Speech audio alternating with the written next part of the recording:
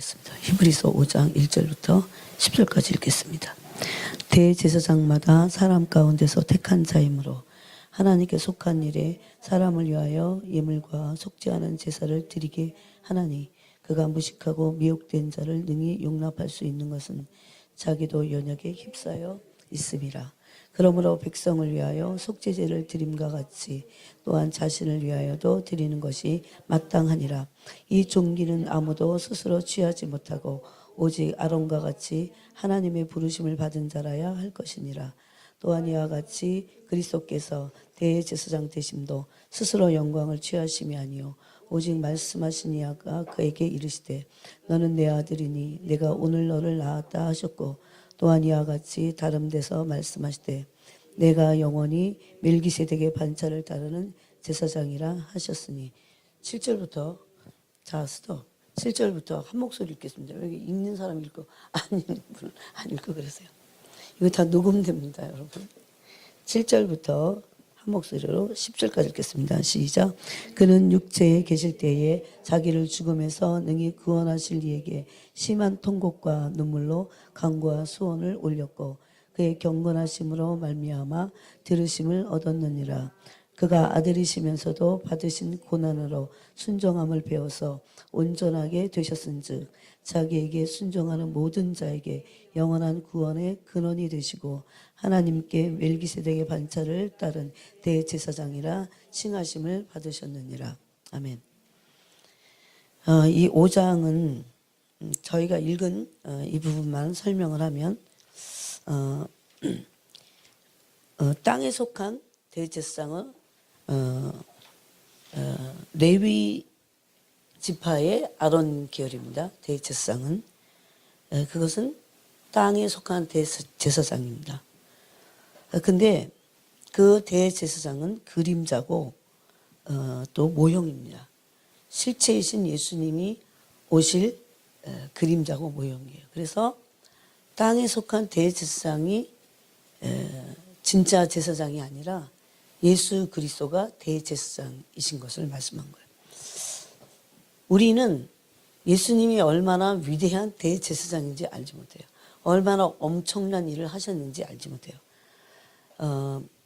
만약에 히브리서를 안다면 오늘날 이만이나 이런 이단에 우리가 빠지지 않게 될 겁니다. 그런데 땅에 속한 제사장인 아론의 계열도 4절에 보니까 이 존귀는 아무나 스스로 취하지 못하고 오직 아론과 같이 하나님의 부르심을 받은 자라야 할 것이라 그랬어요. 굉장히 영광스러운 직분이었다는 거죠. 존귀한 직분이었다는 거죠. 아무리 되고 싶어도 되지 못하고 스스로 취하지 못하고 하나님의 부르심이 그를 이 직임을 맡게 했다 이렇게 말합니다.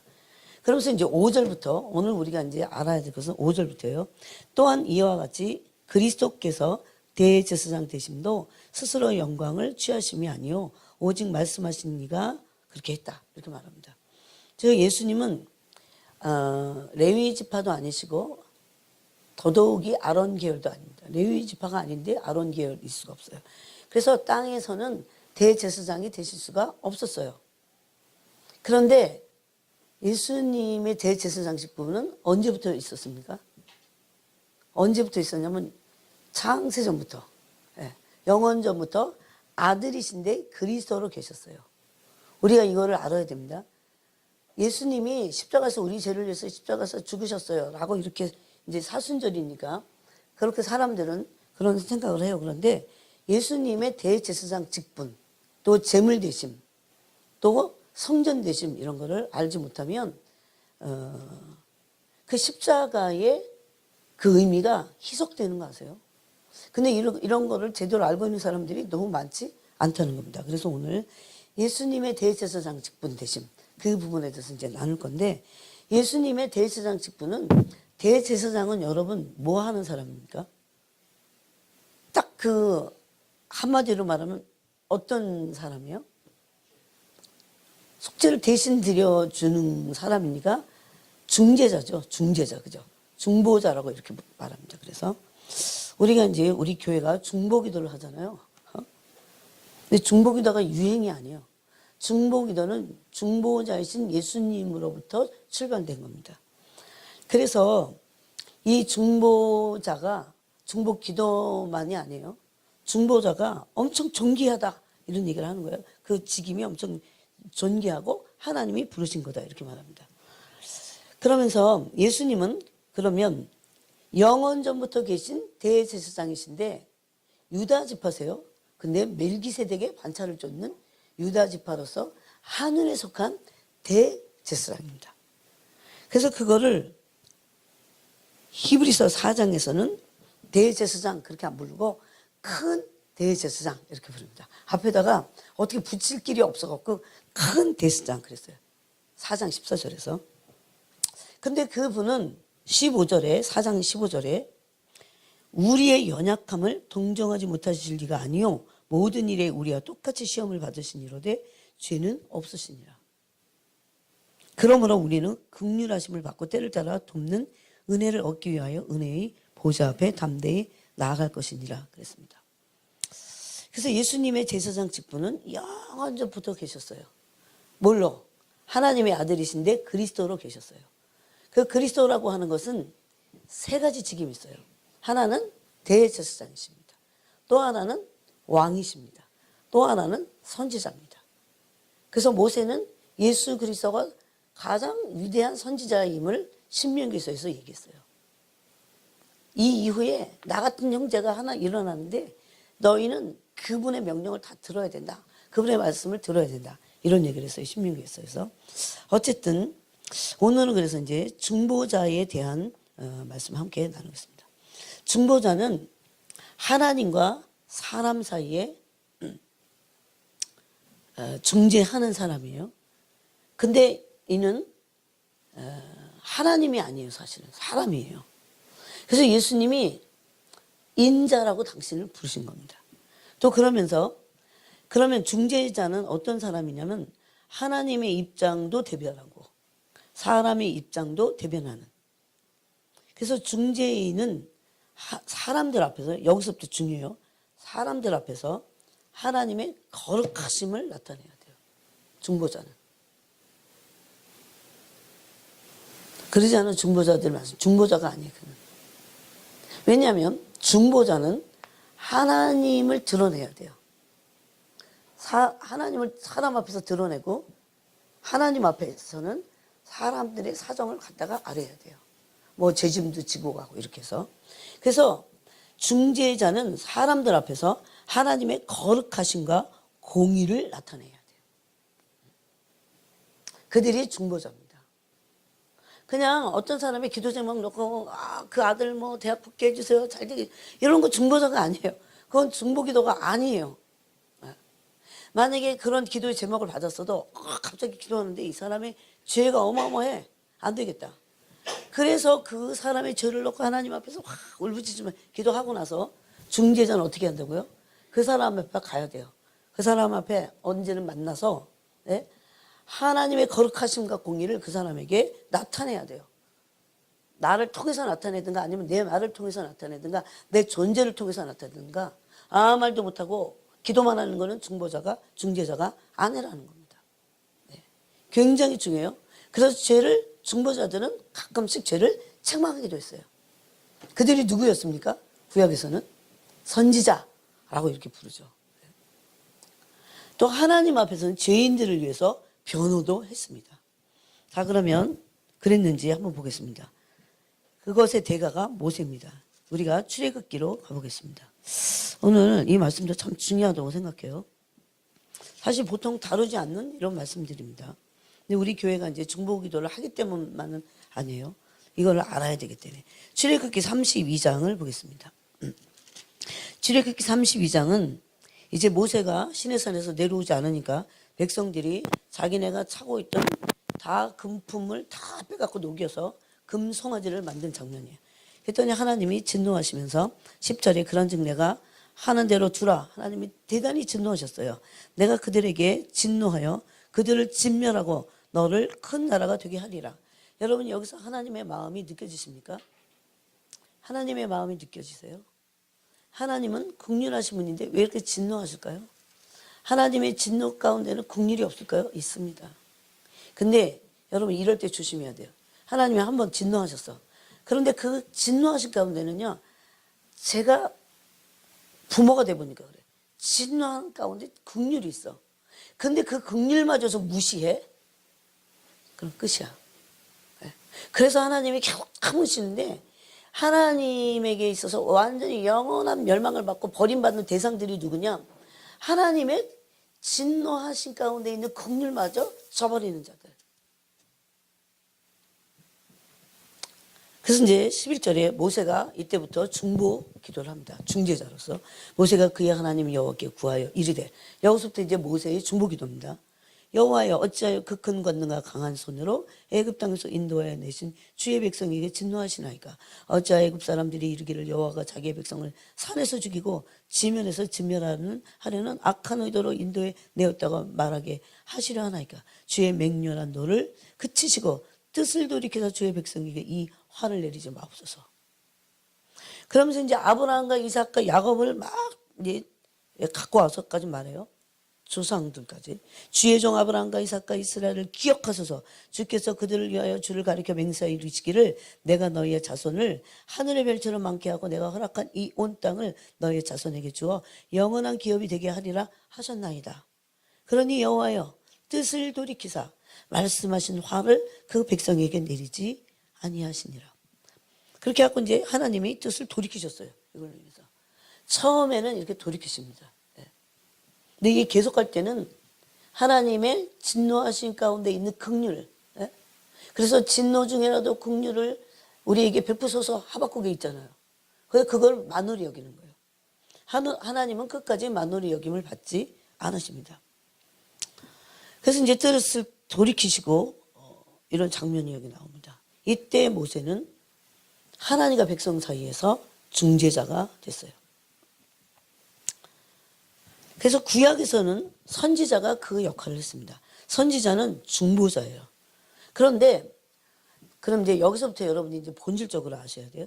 선지자는 중보자인데 선지자는 반드시 중보자입니다. 선지자인데 중보자가 아니다. 그럴 수 없어요. 저희가 하는 중보기도에 대해서 사람들이 오해하거나 또 잘 무지해서 알지 못하는 부분에 대해서 오늘 더 여러분이 다 자세히 알았으면 좋겠어요. 자, 선지자는 중보자인데 선지자는 중보자라는 말은 뭐냐면 선지자는 어떤 기능을 가지고 갑자기 입을 빵긋빵긋 열어갖고 막 하나님의 말씀을 하고 그 다음에 딱 그치고 그런 사람이 아니에요. 선지자가 중보자가 될 수 있는 것은 선지자가 하나님의 마음을 아는 친밀한 친구이기 때문에. 하나님의 마음을 아는 것이 진짜 중요한 걸 아는 겁니다. 저는 관계에서 진짜 마음보다 중요한 건 없는 것 같아요. 사람들이 왜 오해하냐면 마음을 모르는 무지에서 오해하는 거죠. 또 마음을 서로 알기가 쉽진 않아요. 그죠? 가까운 사람일수록 더 그럴 수도 있어요. 우리가 신앙생활을 한다는 것은 내가 복을 받으려고가 아니에요, 사실. 여러분 이사야 43장 21절에는 이 백성은 나를 위하여 지었나니 그런 말씀이 있어요. 하나님이 자기를 위해서 지으셨대, 이 백성을. 그러면서 어떻게 말씀하셔요? 나를 찬송하게 하려고 내가 이 백성을 지었다 그럽니다. 근데 그게 우리가 생각하는 이기적인 찬송이나 이기적으로 하나님이 자기를 위해서 그렇게 지으신 그 이기심에서가 아니에요. 우리가 하나님을 온전히 알고 그분을 경배하게 될 때 받는 복이 엄청나기 때문에 이것은 전부 우리를 위한 것이기도 합니다. 동시에. 그래서 하나님의 마음을 잘 아는 사람들이 구약에서는 선지자였습니다. 자, 또 성경을 찾아보겠습니다. 창세기 18장을 보겠습니다. 여러분이 부지런히 따라오시기 바랍니다. 창세기 18장 17절을 한번 읽어보겠습니다. 이 창세기 18장은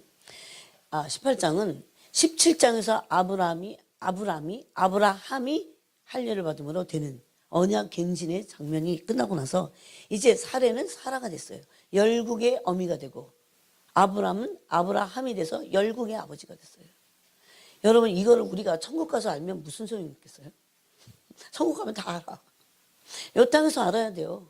어떻게 하든지 말씀을 깡그리 다 알고 가야 돼. 천국에서 알면 뭐 할 거야? 이 언약 관계에 있는 모든 약속들을 이 땅에서 알아갖고 성취하고 얼마나 성취했느냐 그가 그게 상급이고 영광입니다. 네? 3만 1 몇백 구절이야 이게. 우리에게 준 언약의 말씀이에요. 그래서 우리가 이 말씀을 붙잡고 정말 기도해야 돼요. 그 아브라함도 그거를 이 전까지 알지 못했어요. 그러고 나서 이제 열국의 아버지가 되는 게 뭔지, 예? 모든 민족의 아버지가 되는 게 뭔지, 영적 아버지가 되는 거죠. 영적 아버지가 아브라함이 실패하지 않고 됐기 때문에 우리가 아브라함을 믿음의 조상으로 둔 거야. 만약에 아브라함이 실패했으면 또 딴 사람이 됐겠죠. 예? 다른 이름을 부르겠죠. 아브라함은 이겼어요. 그래서 믿음의 여정은 싸움입니다. 반드시 이겨야 돼요. 어떻게든지 이겨야 돼요. 이런 사실을 알면 내 약점을 가지고 또 나가서 이기게 해달라고 성령께만 구해야 돼요. 이기고 싶습니다. 이기게 해주세요.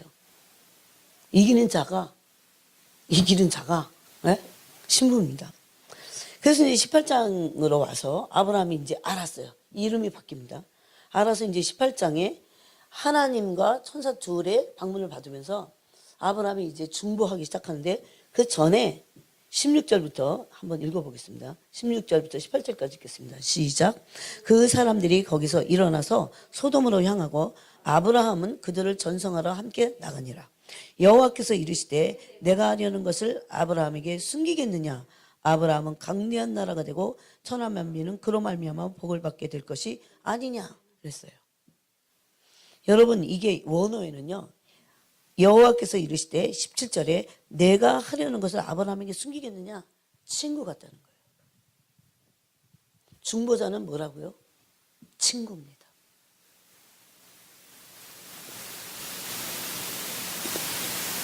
자, 제가 또 성경을 읽어볼게요. 이제 시편부터 가보겠습니다. 시편 25편에 보니까 여러분이 적어놓으시고 또 이렇게 좀 공부를 이런 때는 따로 또 하셔도 좋습니다.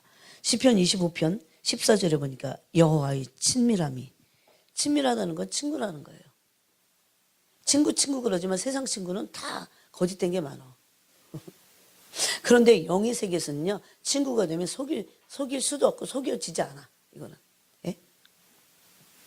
여호와의 친밀하심이 그를 경외하는 자들에게 있으며 그의 언약을 그들에게 보이시리로다. 예. 여러분 다 똑같은 사람들이 똑같이 하나님을 섬기지 않습니다. 친밀한 사람들이 있어요. 이게 영적으로 시편 25편 14절입니다. 네, 25편 14절. 이게 영적으로 굉장히 강한 그 욕심 있는 사람들이 있어요. 나는 하나님과 어떻게든지 친밀해질 거야. 그래갖고 하나님과 친밀해지고 싶어갖고 골방 찾는 사람들. 진짜 그런 사람들 그리워요. 좀 그리운 시절이야. 하나님과 친밀해지고 싶어서 막 골방 찾는 사람들. 네? 단순히 그냥 복 받으려고 뭐 어쩌려고 그게 아니고 하나님과 친밀해지는 게 최고라니까요. 그분이 어마어마한 분이잖아요. 이분하고 친밀한 사람들이 있다는 겁니다. 하나님이 누구에게 친밀하게 다가가세요? 그를 경외하는 자들에게 하나님의 친밀하심이 있습니다. 그 다음에 이런 선지자들은 그래서 하나님의 마음을 알고 친밀한 사람들이었어요. 자, 아모스를 보겠습니다. 또 아모스 3장 7절에 보니까 제가 읽겠습니다. 주 여호와께서는 자기의 비밀을 그 종 선지자들에게 보이지 아니하시고는 결코 행하심이 없으시리라. 이거는 비밀은 누구한테 얘기합니까? 친밀한 사람들한테 얘기해요. 아무에게나 막 얘기하고. 여러분 그 사람의 비밀이 이 사람에게가도 들리고 저 사람에게가도 들리고 그러면 그 사람은 친구가 없다 그 소리야. 진짜 친밀한 사람에게만 딱 얘기하죠. 응? 하나님은 더 하신 분입니다. 우리가 하나님에 대해서 알지 못하고 하나님의 비밀을 알지 못하고 심지어 성경에 기록된 하나님의 비밀들을 캐치하지 못하는 이유는 하나님과 친밀하지 않아서요. 시편 119편에 보니까 주여 종의 눈을 열어서 주의 기이한 법을 보게 하옵소서 그럽니다. 그 친밀한 자들에게 눈을 열어갖고 보게 하시는 겁니다. 이게 막 이걸 당겨야 돼. 끌어서 막 당겨야 돼. 다른 복이 아니에요. 최고예요. 하나님의 말씀 막 보이는 거.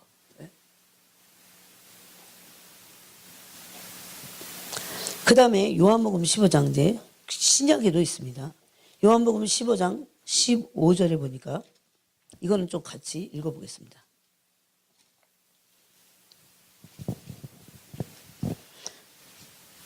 14절부터 15절 읽겠습니다. 14, 15 읽겠습니다. 시작. 너희는 내가 명하는 대로 행하면 곧 나의 친구라. 이제부터는 너희를 종이라 하지 아니하리니 종은 주인이 하는 것을 알지 못함이라. 너희를 친구라 하였노니 내가 내 아버지께 들은 것을 다 너에게 알게 하였음이라. 아멘. 이제부터는 내가 너희를 종이라 하지 않는데 종은 주인이 하는 걸 알지 못해요. 아직도 교회 오래 다녀도 종과 같은 사람 많습니다. 즉, 뭐 신령하다 이런 거 다 떠나서 진짜 신령한 사람들은 하나님의 마음을 아는 사람들이에요. 여러분, 하나님과 마음을 나누면 신령한 자들이에요. 하나님과 마음을 나누는 사람들이 신령한 자들이라니까요. 네. 한번 볼까요? 고린도전서 2장. 아무리 그 사람이 목사든 뭐든 아무 상관없어요. 하나님과 수십 년 교회 다녀도 하나도 안 친해. 뭘 몰라요? 마음을 몰라. 한 번도 하나님과 마음을 나눠본 적이 없는 사람들. 그게 지속적으로 마음을 나눠갖고 마음을 하나만 나누려고만 해도 되는 게 있어요. 여러분.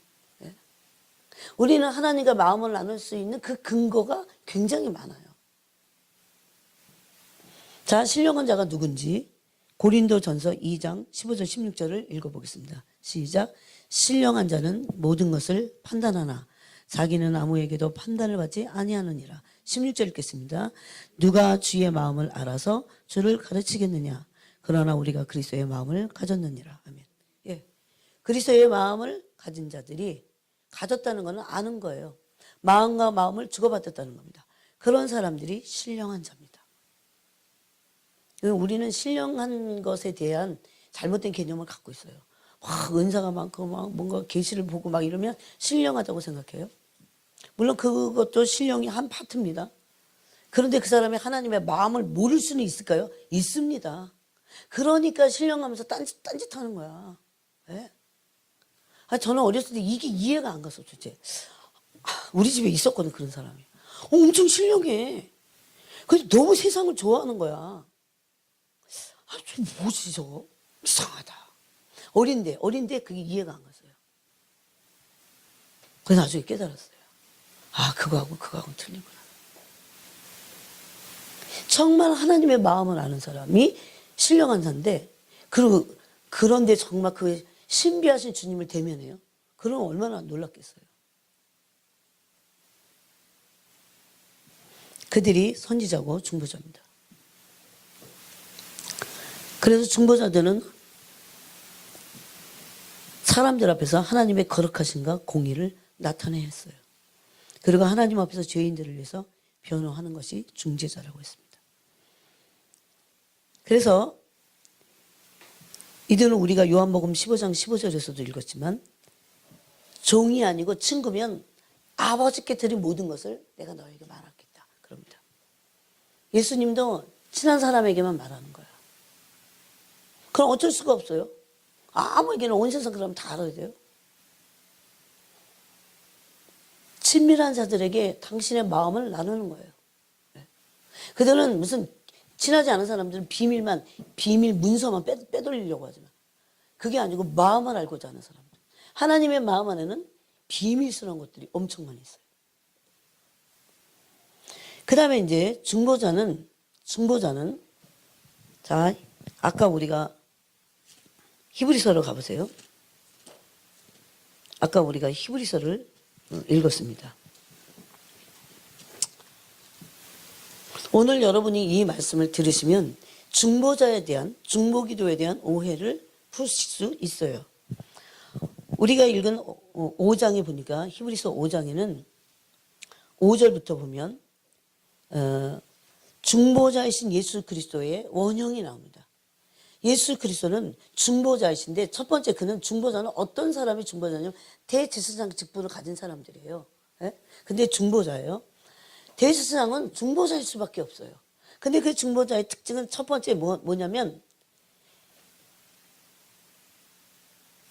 하나님께 간구하는 손을 올리는 사람들이에요.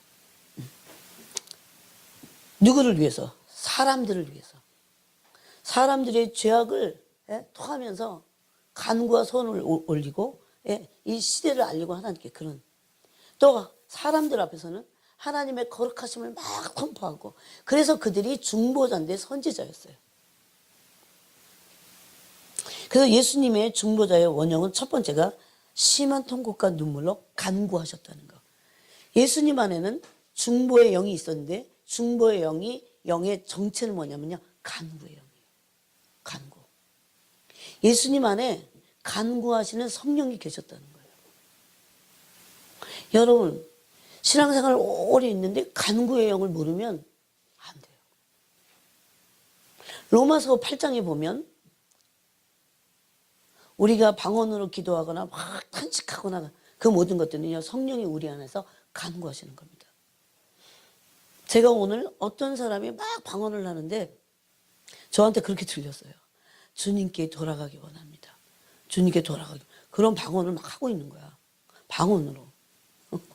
근데 그건 누가 하는 거지 알아요? 성령님만 하시는 것도 아니고 그 사람만 하는 것도 아니고 성령님과 그 사람이 하나가 돼서 막 그러는 거예요.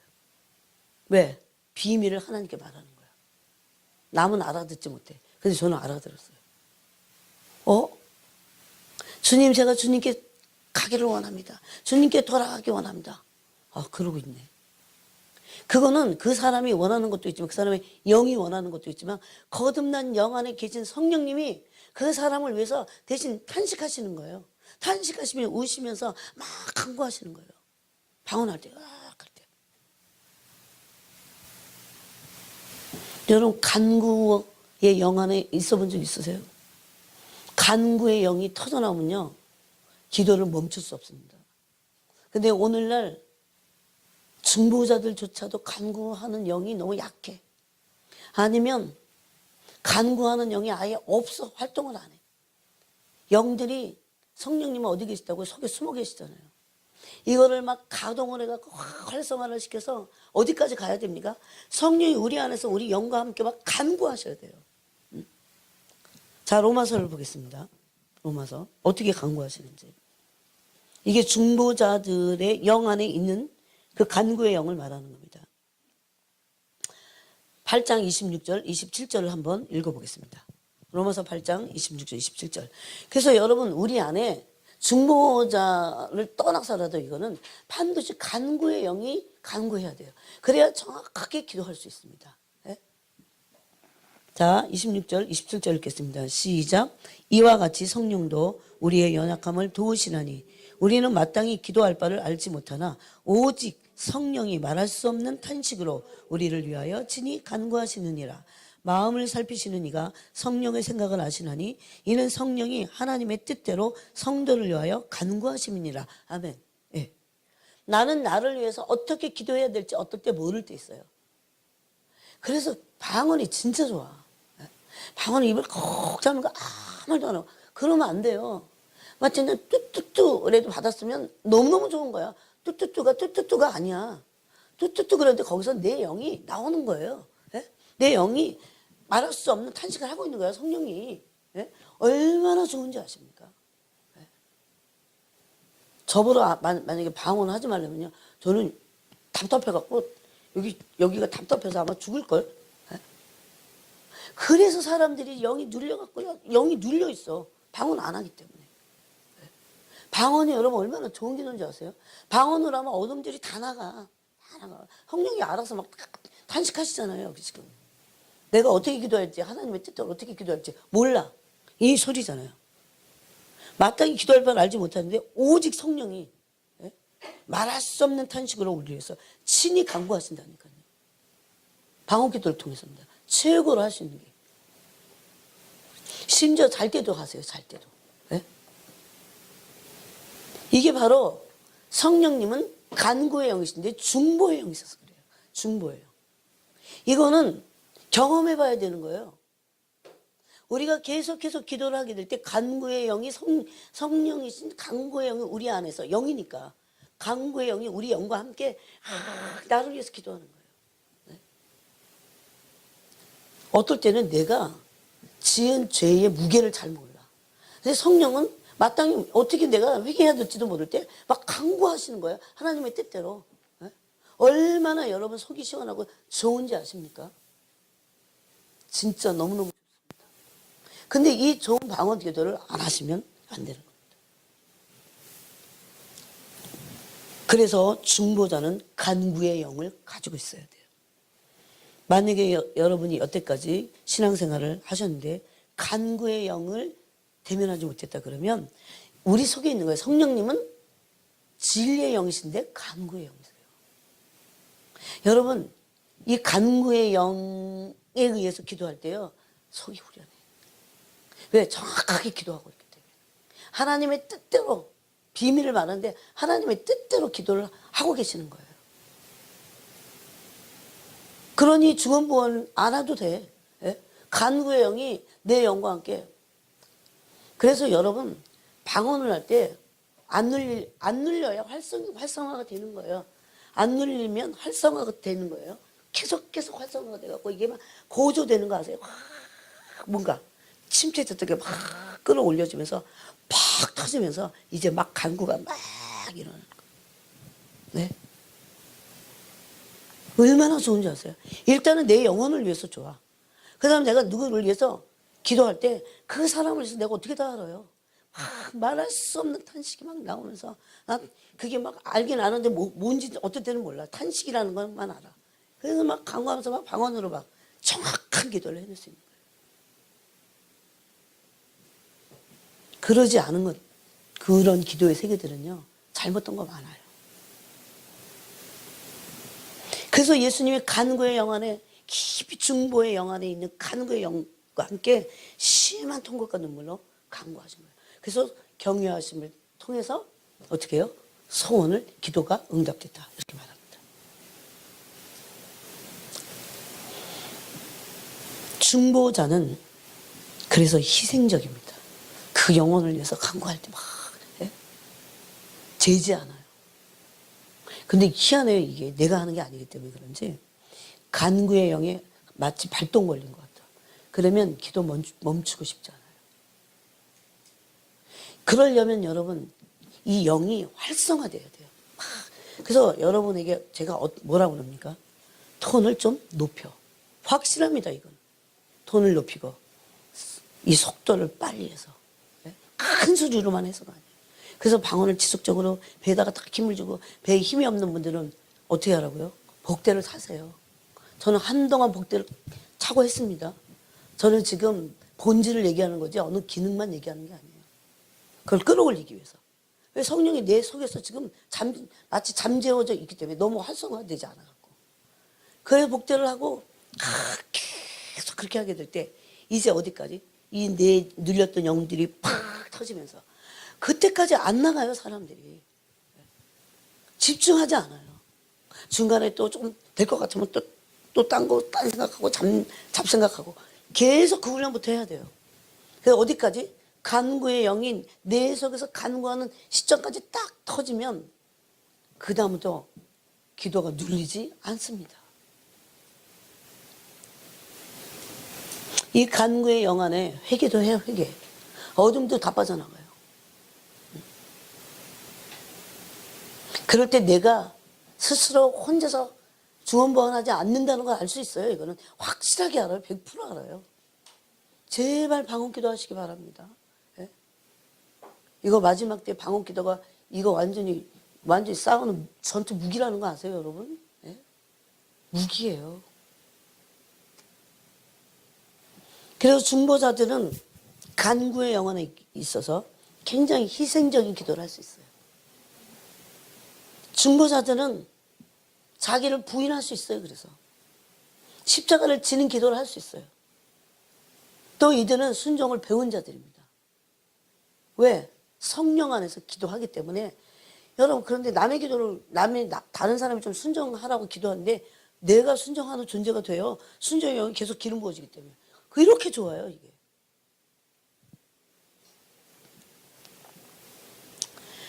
중보자는 하나님의 마음을 가진 자라고 했습니다. 그죠?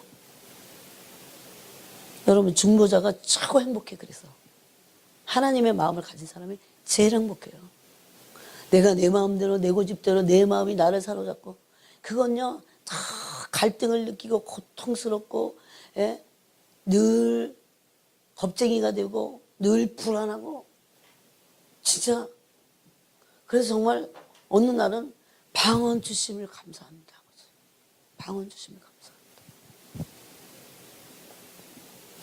방언을 통해서 하나님의 마음을 우리는 알 수 있어요. 왜? 그게 영으로 하는 기도이기 때문에. 그래서 바울은 그 방언 기도를 할 때 어떻게 하라고 했어요? 방언은 영으로 하는 건데 하나님께 영으로 비밀을 말한다고 했어요. 그런데 영으로 기도하고 마음으로 기도해라, 그렇게 돼 있어요. 근데 그게 영인지 마음인지 모르게 하나가 돼요. 간구의 영혼에 들어가고. 네?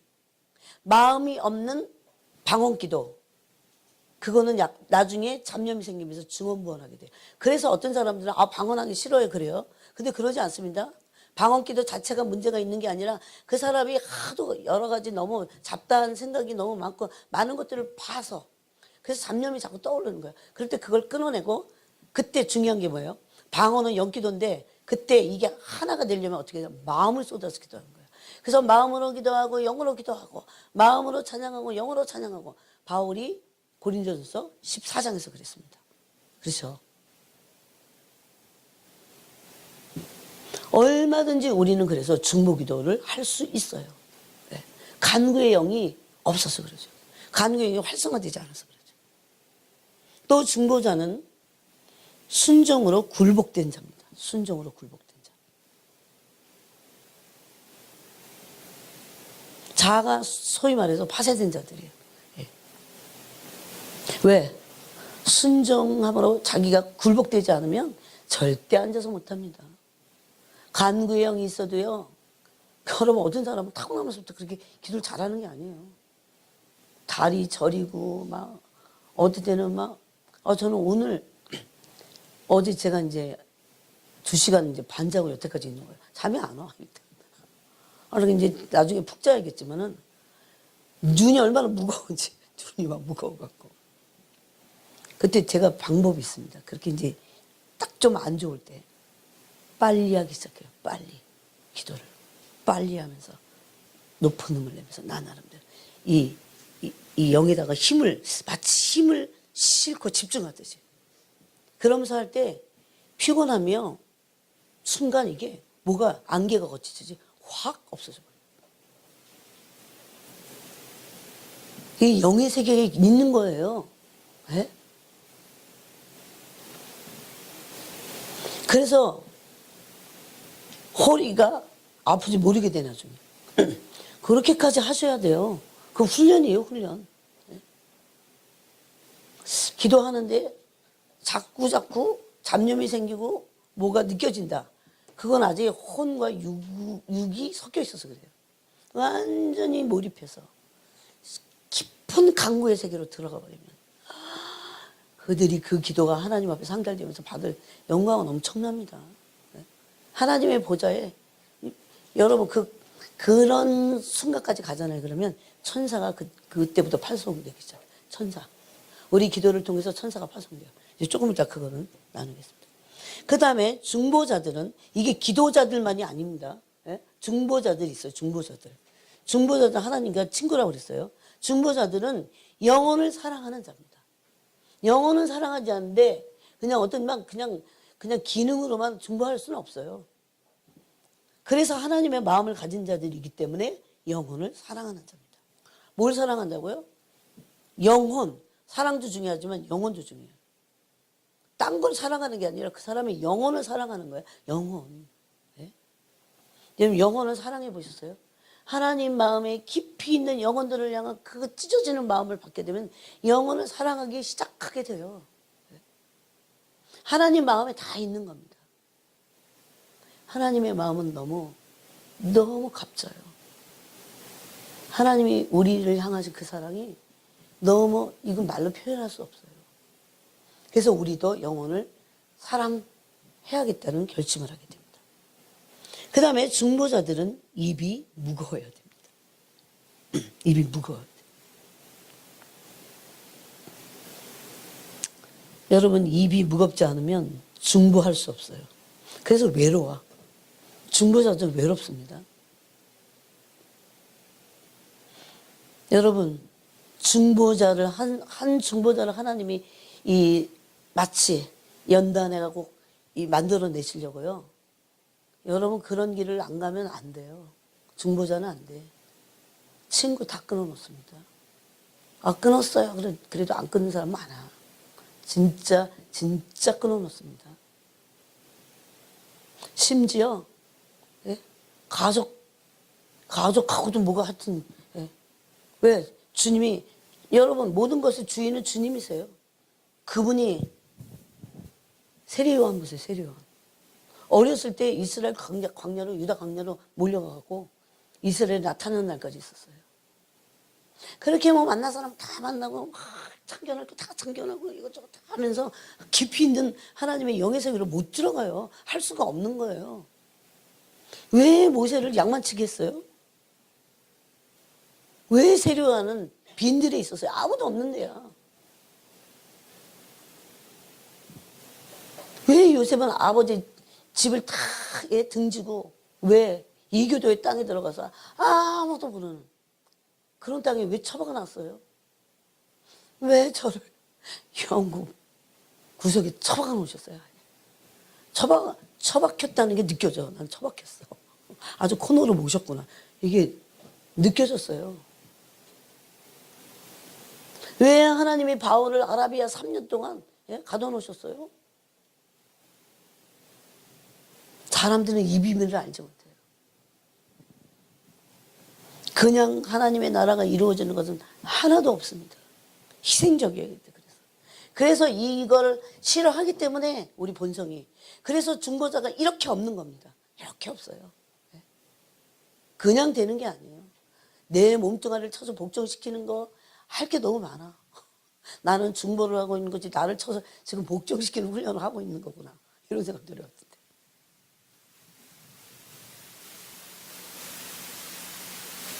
그들은 순종으로 굴복된 자입니다. 그래서 그 순종함으로 내가 굴복하는 게 뭔지 알아요. 더 깊은 굴복 가운데 들어가면 권세가 임합니다. 권세가.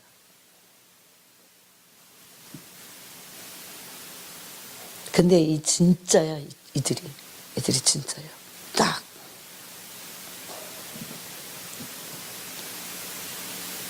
그때 한동안은 외롭습니다. 그래서 나중에는 외로움 안 느껴요. 안 외로워. 네. 아직 내가 외롭다.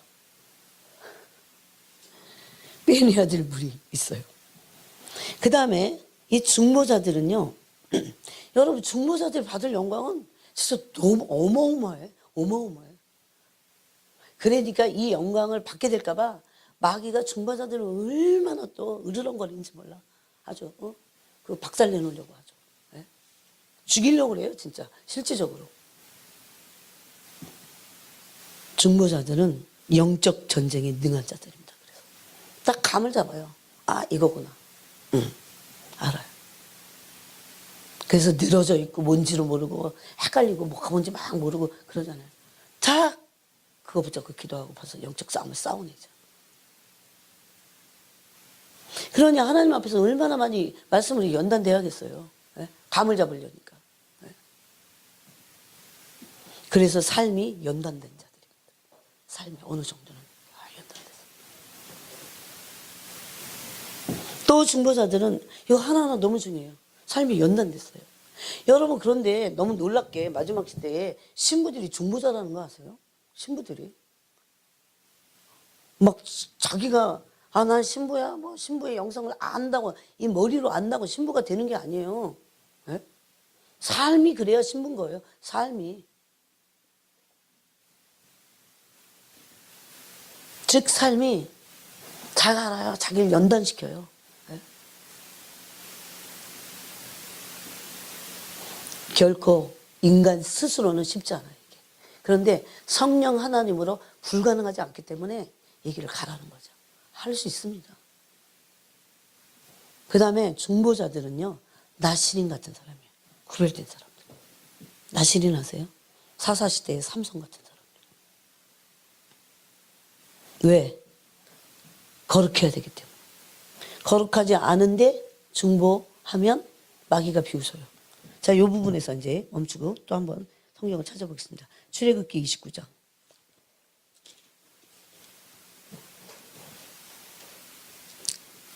출애굽기 29장 7절 보겠습니다.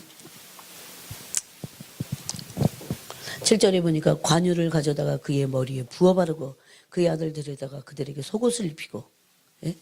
아론과 그의 아들들에게 띠를 띄우며 관을 씌워 그들에게 제사장의 직분을 맡겨. 제사장의 직분은 중보자예요. 영원한 규례가 되게 하라. 너는 이같이 아론과 그의 아들들에게 위임하여 거룩하게 할지니라. 이런 말씀이 계속 있어요. 사람만 거룩해지는 게 아니고 제단도 거룩하고 21절에 제단 위에 피와 관유를 가져다가 아론과 그의 옷과 그의 아들들과 그의 아들들의 옷에 뿌리라. 그와 그의 옷과 그의 아들들과 그의 아들들의 옷이 거룩하리라. 옷도 거룩해요. 그들이 입는 옷까지도 거룩해요. 이런 스피릿이 없는 게 아니에요. 아무 옷이나 막 걸치고 다니면 안 돼요. 옷이 악마적인 옷들이 있어요. 제발 그러지 말아야 돼요. 뭘 걸치느냐가 중요해요.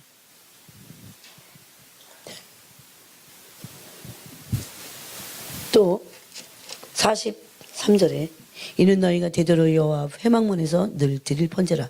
내가 거기서 너희와 만나고 네게 말하리라. 내가 거기서 이스라엘 자손을 만나리니 내 영광으로 말미암아 회막이 거룩하게 될지라. 거룩하지 않은 것들은 하나님의 이 거룩의 어떤 기능이 태워버리는 게 있어요. 하나님은 거룩하신 분이세요. 거룩은 하나님에 가면 있습니다. 하나님을 안다면 거룩을 안 거예요. 거룩을 모르면 하나님을 모르는 겁니다.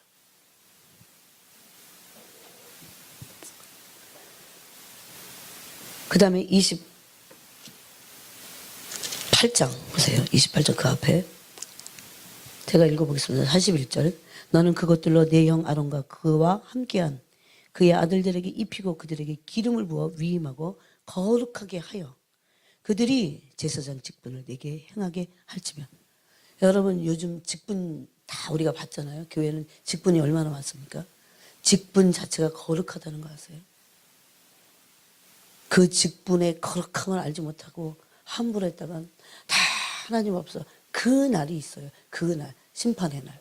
다 두려워요, 여러분.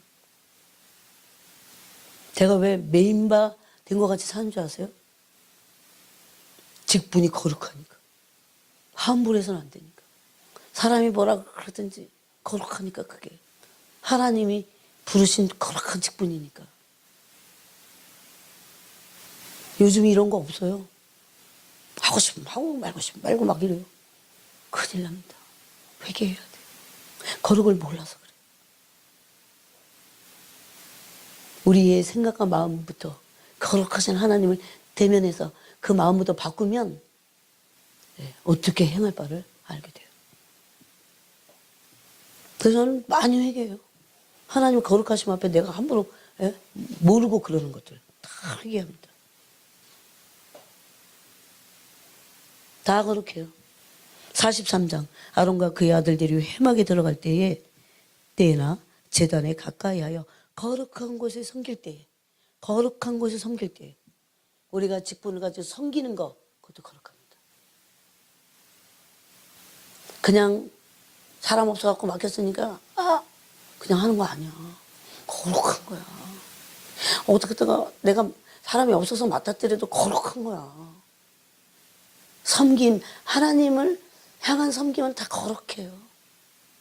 여러분, 둘 중에 하나예요. 엄청 상급을 받든지 아니면 잘못 섬겼다가는 혼나든지 그런 거야. 어느 걸 선택하시겠어요?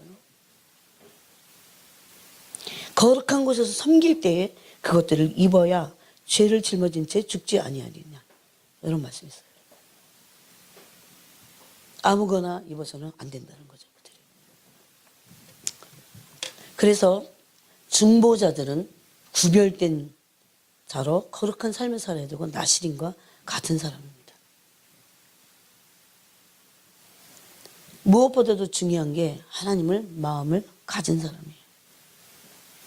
여러분, 여기까지 우리가 연단됐으면 좋겠어요. 좀 외로우면 어때요? 외로워도. 네? 입이 무겁고 제일 먼저는요, 순종이 뭔지를 굴복돼야 돼요. 순종이 뭔지를 배워갖고 내가 굴복돼야 돼요. 여러분, 자아가 혼이 팔팔 살아있는 사람 결코 사단의 영향력 아래 아주 쉽게 들어갑니다. 그 자아가 안 깨진 상태에서 자기가 그냥 하는 거예요. 그건 거룩한 주님을 향한 섬김이 아니에요. 너무 영의 세계를 몰라서 그러죠. 그들은 굴복됐는데 거룩한 거 아세요? 순종 꺾였어. 함부로 다 꺾였어. 인간성이 꺾였어. 물이 다 빠져나왔는데 거룩해요. 그 사람. 그렇기 때문에 연계를 합니다. 연계를 하니까 영적 전쟁을 정확하게 할 수 있어요. 그런 사람이 너무 필요해요. 그래서 이들은 친밀한 주님의 신부들입니다. 신부가 뭔지 아는 게가 아니에요. 존재가 그래야 되는 거예요. 저는 그래서 어떨 때 외롭게 저를 놔둡니다. 다 해봤어요. 이렇게 해보고 저렇게 해봤는데 맨날 혼났어. 그래갖고 초창기 때 마치 주님이 삐지시는 것 같았어요. 주님, 제가 뭘 잘못했죠? 말씀도 안 하죠. 왜냐면 계속 반복적으로 말했는데 반복적으로 안 들으니까. 제가 영이 너무 둔한 거예요, 세상에. 그래서 이거 뿌리채 뽑아야겠다. 이거 아니다. 그래갖고 완전히 회개하고 진짜 돌이켰어요. 습관적으로 하는 거 있잖아요. 사람도 습관적으로 만나고 습관적으로 다니고 막 그런 사람 많아요. 언제 그래갖고 하나님의 나라를 이루냐고요, 여러분. 예? 모세 보세요. 40년간 왜 광야에다 처박아놨어요? 그런데 그 기간에 모세가 만들어지는 거 아세요, 여러분? 이런 시간이 없으면 안 만들어져. 안 만들어져요. 사람들은 요즘같이 이런 거 좋아하잖아요, 다. 그냥 그거는 혼이 그러는 거야, 인간이. 근데 그런 상태에서는요, 우리가 하나님의 사랑으로 안 만들어져요. 그 기간이 필요한 거예요. 그래야 삶도 연단되고, 예? 시간 정확하게 하나님께 자기를 꺾어서 드릴 수 있고, 예? 그 삶이라는 게 그냥 너저분해. 이것도 저것도 하고 막. 예? 그런 게 삶이 아닌 거예요. 그게 하나님의 사람들의 가는 길이 아닌 거예요. 그래서 마지막 때에 정확한 영적인 싸움을 싸울 수 없어요. 그 상태에서는. 그건 섞고 있는 겁니다. 내가 주인 돼서는 안 돼요. 그래서 다 주님께 드려서. 예? 드린다고 다가 아니에요. 또 그게 연단이 돼야 돼요. 근데 이게 점점 돼갈 때요. 막 혼란스럽고 삶이 불안하고 그런 물이 빠져버려요. 없어져 버려요. 굉장히 안정적이고 누가 이제 알아. 그 세계를 알기 때문에 누가 뭐라고 그랬든 예? 그게 안정적이 돼갖고 주님이 그 원하시는 길로 쭉 가요. 누가 나를 안 찾아줘도. 어떨 때 사람들로부터 외면당합니다. 여러분. 예? 하나님은 지금 하나님의 사람을 만들고자 사람들이 나를 외면하는데 나는 싫어갖고 막 사람들의 바짓가랑이를 막고 잡고 날 떠나지 마. 이러면 안 되잖아요. 저 다 해봤어요. 아무런 소용없더라고요. 예? 시간 낭비. 계속 뺑뺑이만 돌아.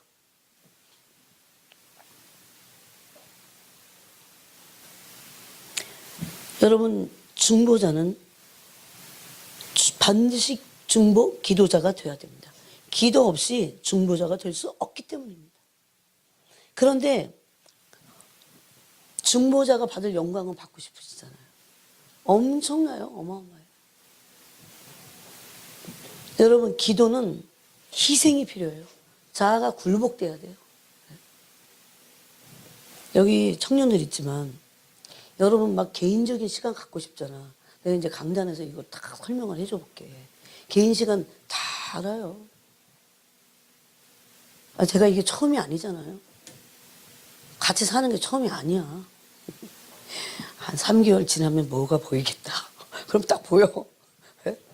근데 개인 시간 갖고 싶잖아요. 그래서 24시간 릴레이 할 때 딱이야. 개인 시간 가져야 돼. 그 개인 시간을 아주 달콤하고 주님과 깊이 가지려고 시간을 조절을 잘해야 돼. 푹 자고. 그 시간에 마귀가 하나님과 기분 교제 달콤하게 가질까 봐 계속 졸면 이제 끝나는 거죠. 그럼 이것도 아니요. 저것도 아니고 무의미해져 버리게 되니까. 무같이 하게 되니까. 그런데 여러분이 여기서 어떤 틀이 있잖아요. 여기. 보이지 않게. 그죠?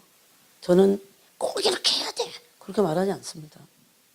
옛날에 그래봐서 사감 선생 같이. 소용없어 그거. 그거 안 해요 그런 거.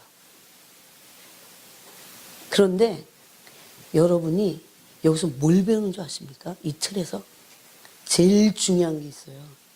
순종. 나를 여기다가 꺾는 거야. 얼마나 중요한데. 저는 몰라 저기 현이 있지만 정말 우리 우리미한테는 많이 말해요. 통하니까. 어디 가든지 너의 권위자가 누군지 그 밑에 순종하거라. 그 조직에서 순종하거라. 거기에. 뭘 배우는 건지 아세요? 순종을 배우는 겁니다. 거기서. 오늘날은 순종을 배우지 않는 세대들의 불순종의 아들들이 역사하는 영 가운데 있는 세대예요. 하나님이 사람들을 통해서 일하실 수가 없어요. 저는 그런 음성을 많이 들었어요. 모두 알고 어쩌고 그랬는데 도대체 쓸만하지 않다고 그랬어요. 순종을 안 하니까. 다 자기가 그러고 있어. 주체는 자기고 주인은 자기예요. 언제 순종 배웁니까 여러분? 내가 꺾여져 갖고 예? 다 잘났어. 그 권위자 앞에. 그래서 그 사람이 영적인지 아닌지를 딱 가늠하는 게 있어요. 딱 순종할 줄 아는 사람들. 저는 그거를 어릴 때부터 가르치는 거예요. 그래서 아무리 뭐 착하고 다 소용없어요. 순종을 배웠느냐. 네? 그 사람에게 뭐가 있다고요? 굴복된 자들이 권세가 있습니다. 얼마나 중요한지 몰라요. 요즘 어렸을 때부터 그냥 불순종만 배우는 거야. 막 거역하고 막 치받고 막. 엄청 똑똑하고 뭐든지 잘해. 안 씁니다. 쓰실 수 없어요. 그런 거를 많이 봤어요. 힘들어도 뭘 배우는 줄 아세요? 날 꺾는 거. 거기다가 내가 맞춰서. 언제 배우냐고요, 그런 거를. 그래서 다 내 하고 싶은 대로 하고, 그리고 얼마나 많이 그러고 사는 세대예요. 네? 부모도 어떻게 할 수 없는 그런 세대잖아요. 이거는 야생마 같습니다. 야생마. 온유가 뭐예요? 야생마를 데려다가 준마가 되는 게 온유예요.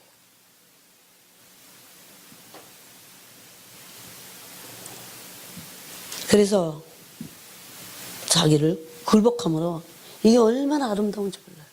빌립보서에 보니까 죽기까지 순종하심으로 하나님과 땅의 모든 권세를 복귀받으십니다. 그분. 굴복하시니까 권세가 있으시잖아요. 다 받으셨잖아요. 이거 원리예요. 영적인 원리. 그래서 기도 속에서 기도의 희생과 자기를 굴복하는 자기를 쳐서 몸을 쳐서 복종이 마지막 보루가 뭐라고요? 내 몸뚱아리입니다. 몸뚱아리요. 이건 비밀이에요. 주님 뭐가 문제입니까? 그렇게 물을 때 몸이 안 돼, 몸. 몸으로 거룩한 산제를 드려라. 그러잖아요. 히브리서 12장 1절에. 아니 로마서 12장 1절에. 몸을 쳐서 복종시키는 게 쉽지 않습니다. 쉽지 않아요. 저는 그걸 복종시키려고요. 그건 아름다우니까. 때로는 울어요, 주님께. 손에. 이 아름다운, 이 주님의 성품이 제 몸에서까지도 꺾어져서 복종되게 해주세요. 여러분, 은사가 많은 것보다 그게 중요하다고 여러분 가치 있다고 느끼세요? 신령은 어떤 은사보다, 예언하는 것보다 내 몸이 쳐서 복종되는 게 중요한 가치라고 느끼세요? 그렇게 정말 그 사람이 진짜예요. 어떤 은사보다도.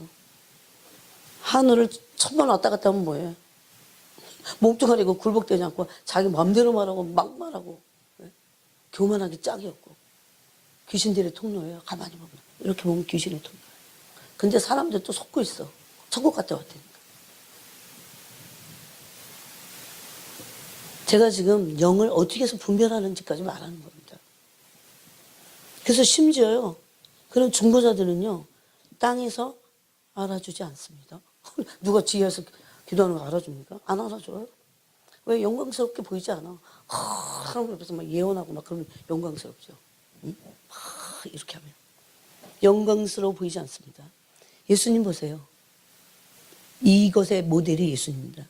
예수님은 땅에서 제사장 직분을 감당하셨어요. 그죠? 근데 십자가에서 제물이 되셨어요. 보세요. 예수님을 오히려 사람들이 다 멸시하고 천대하고 막 온갖 모욕을 다 줬죠. 여러분, 다른 파트의 사역들은 이런 사역들 땅에서 사람들에게 드러나요. 감사합니다. 그리고 막 그래요. 인정도 받아. 영광을 얻을 수 있어요. 그렇지만 중보 사역은, 특히 중보 기도자는 보이지 않는 세계에서 기도하고 싸워서 땅에서 영광을 당장 못 얻어요. 그래서 없어. 중보자들 많잖아요. 해도 조금 해. 이게 사역 특성상 그렇다는 거죠. 이거 다 주님이 저한테 말씀하신 거예요. 저를 위로하시느냐고. 그 다음에 계시록 5장하고 8절에 보니까 5장하고 8장 이렇게 여러분 연결해 보세요. 이 계시록 5장 8장에 보면 이 중보 기도자들이요, 그들의 기도를 통해서 하나님이 일하시는 게 거기 그대로 나옵니다. 제가 한번 읽어보겠습니다. 5장 몇 절부터 읽냐면요, 7절에 보니까 그 어린 양이 나와서 보좌에 앉으신 이에 오른손에서 두루마리를 취하니라. 그 두루마리를 취하심에 네 생물과 24장로들이 그 어린 양 앞에 엎드려 각각 검은고와 향이 가득한 금 대접을 가졌으니 이 향은 성도의 기도들이라. 네, 이걸 받았어요. 이게 무슨 기복적인 기도겠어요? 아들 잘 살게 해달라고 이런 기도겠어요?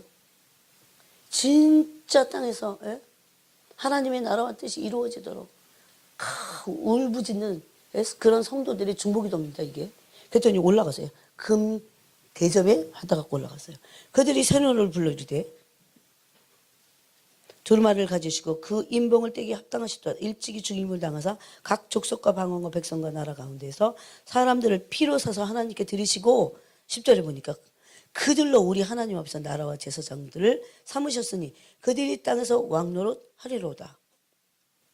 그래갖고 지금 이 금대접에 그 담아 있는 성도들의 기도가 거기에 올려지니까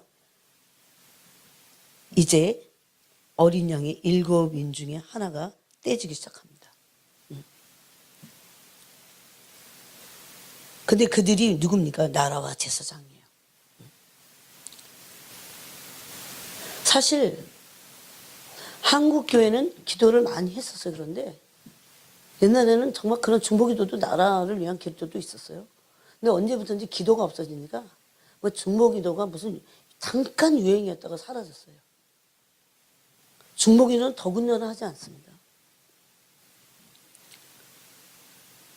그래서 이 중보기도는 굉장히 엄청난 영광의 직분이라는 겁니다. 또 8장에 보니까 또 다른 천사가 와서 제단 곁에 서서 금향로를 가지고 많은 양을 받았으니 이는 모든 성도의 기도와 합하여 보좌 앞 금 제단에 드리고자 함이라. 향연이 성도의 기도와 함께 천사의 손으로부터 하나님 앞으로 올라가는지라. 이거 좀 한번 봤으면 좋겠어. 천사가 향로를 가지고 제단에 불을 담아다가 땅에 쏟음에 향로에 뭐가 있다고요? 기도가 있잖아요. 우레와 음성과 번개와 지진이 나더라. 그러면서 7나팔을 가진 7째 천사 중에 첫째 나팔을 가진 천사가 나팔을 불어요. 그럴 때 이제 피 섞인 우박이 막 쏟아지면서 모를 수목의 3분의 1을 다 끝내버려. 수목과 풀이 끝내주면 오전에도 나눴지만 사람들이 살 수 없어요, 여러분. 이미 나팔 재앙부터 살 수 없어요.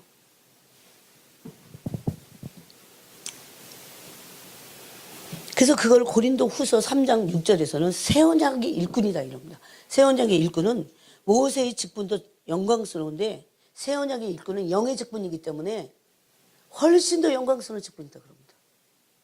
그래서 베드로 전서 2장 9절에는 우리를 왕같은 제사장이라고 그랬어요. 그 왕같은 제사장이 뭐 싸우라고 준 얘기가 아니에요. 교회에서 싸울 때 너만 제사장이야 막 이러면서 싸우는데 또 어떤 교회는 그러라고 준 얘기가 아니에요. 저주받을 소리야 그건. 예? 정말 말씀을 가지고 정말 말도 안 되게 그러면 안 되죠. 그래서 이 영의 직분인 새 언약의 일꾼은 훨씬 더 영광스러운 직분입니다. 아까 우리가 읽은 출애굽기 28장에 보니까 그래서 이제 적용을 해보면 예수님의 세 가지 히브리서에서 나타난 예수님의 세 가지 하신 일이 있어요. 아까 보니까 대제사장으로서 중보자로서 뭐 하셨어요? 심한 통곡과 눈물로 강과 손을 올렸어요. 기도가 메인이었다는 거죠.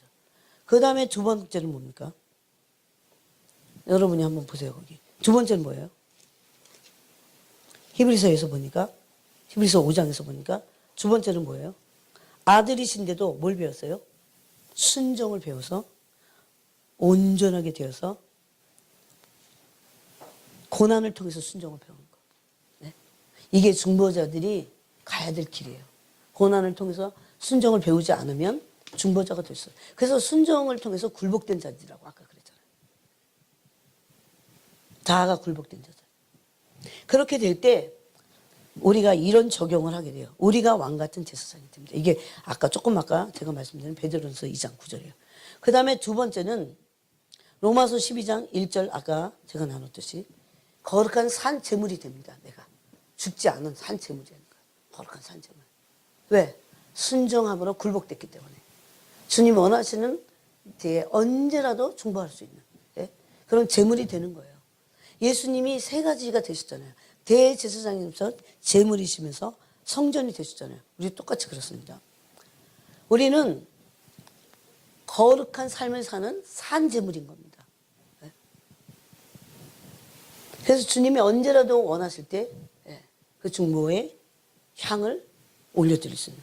그 다음에 이제 세 번째가 성전 되시는 겁니다. 예수님은 지성소가 되셔서 하늘 성전으로 올라가셨어요. 도대체 그 말이 그 말인 것 같은데 그분이 성전이신 거예요. 그분이 지성소가 되신 거예요. 그래서 계시록에 보니까 예루살렘에 새 예루살렘과 땅에 뭐가 없어요? 성전이 없어요. 그래서 사도 요한이 묻습니다. 성전은 어디 있습니까? 이렇게. 그랬더니 어린 양이 그 성전이다. 하나님이 친히 그 성전이 되셨다. 그럽니다. 그래서 예수 그리스도가 지성소가 되셔서 하늘 성전이 되셔서 계신다는 것을 우리가 알 수 있어요. 예? 그러면 예수님의 성전 되신과 우리는 어떤 관계가 있을까요? 고린도전서 이것만 보고 우리가 마치도록 하겠습니다. 자, 고린도전서로 가보겠습니다. 3장. 그래서 중보자들은 거룩한 삶을 살 수밖에 없어요. 거룩한 성전이 돼야 되기 때문에. 고린도전서 3장 16절부터 한번 읽어볼까요? 20절까지. 이거 중요하기 때문에 16절부터 20절까지 읽겠습니다. 시작. 너희는 너희가 하나님의 성전인 것과 하나님의 성령이 너희 안에 거하시는 것을 알지 못하느냐. 누구든지 하나님의 성전을 더럽히면 하나님이 그 사람을 멸하시리라. 하나님의 성전은 거룩하니 너희도 그러하니라. 아무도 자신을 속이지 말라. 너희 중에 누구든지 이 세상에서 지혜 있는 줄로 생각하거든 어리석은 자가 되라. 그리하여 지혜로운 자가 되리라. 이 세상 지혜는 하나님께 어리석은 것이 기록된 바 하나님은 지혜 있는 자로 하여금 자기 꾀에 빠지게 하시느니라 하였고. 아멘. 그래서 여기 보니까 우리가 엄청 성령이 거하시는 거룩한 성전인 것을 말씀하고 있어요.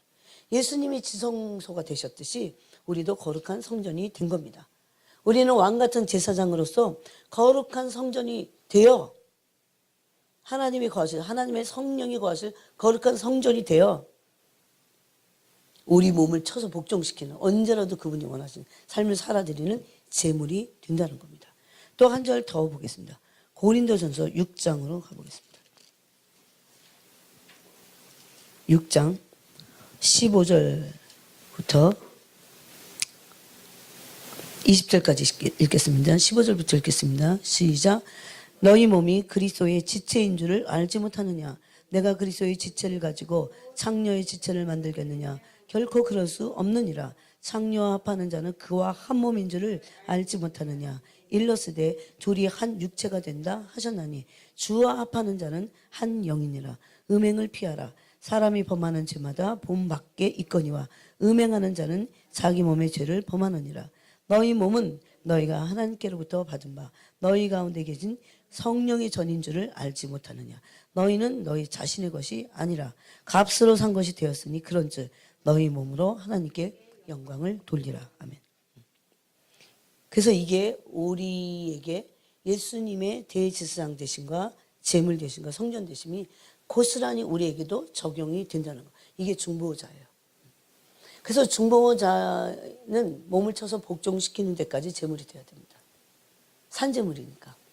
제물이 막 날뛰면 어떻게 제사를 드리겠어요. 우리가 살아있는 하나님의 제단 앞에 바쳐진 제물이라니까요. 중보자들이. 삶이 드려졌고 몸이 드려졌어요.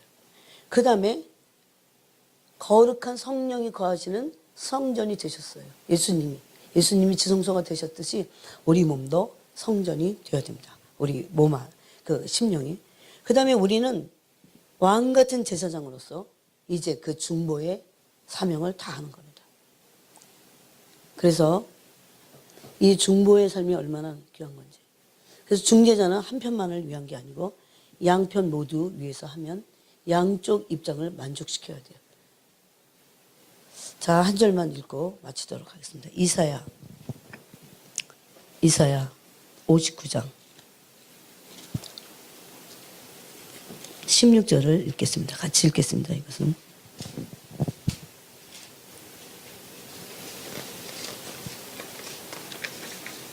16절을 읽겠습니다. 거기 동그라미 친 데부터 읽겠습니다. 여호와께서 이를 살피시고 그 정의가 없는 것을 기뻐하지 아니하시고 사람이 없음을 보시며 중재자가 없음을 이상히 여기셨으므로 자기 팔로 스스로 구원을 베푸시며 자기의 공의를 스스로 의지하사 공의를 갑옷으로 삼으시며 구원을 자기의 머리에 써서 투구로 삼으시며 보복을 속옷으로 삼으시며 열심을 입어 겉옷으로 삼으시고. 아멘. 그래서 예수 그리스도가 하나님께서 보내신 중보자라는 거 알 수 있어요. 중재자가 없는 것을 이상하게 여기셔갖고 하나님이 친히 아들이신 예수 그리스도를 중보자로 이 땅에 보내신 겁니다. 예수님은 정말 영원한 우리의 중보자세요. 그래서 그것을 디모데전서 5장 2절은 이렇게 말합니다.